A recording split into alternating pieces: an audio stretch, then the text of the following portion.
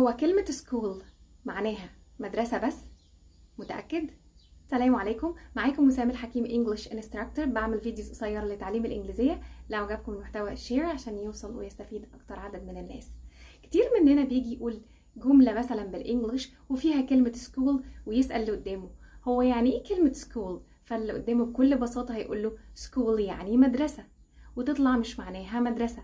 أمال إيه المعاني المختلفة لكلمة school؟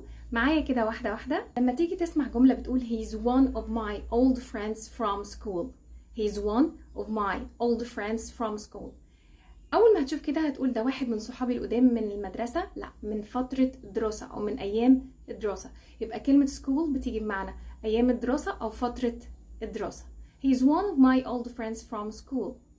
تعالوا نشوف الجملة دي كده مع بعض. I schooled myself in self-control. I schooled myself in self-control.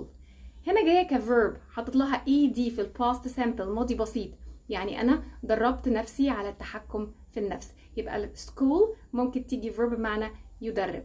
school. تعالوا نشوف الجملة دي كمان مع بعض. His dad only had a few years of schooling. His dad only had a few years of schooling.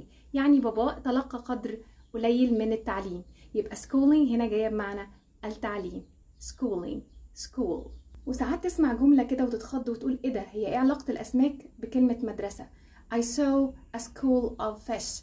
I saw a school of fish يعني أنا شفت قطيع مائي من الأسماك. A school of fish. school. وفي كلمتين تعالوا نتعرف عليهم برضو بالمرة، عاملين زي المقطع الأولاني من كلمة school. scholarship.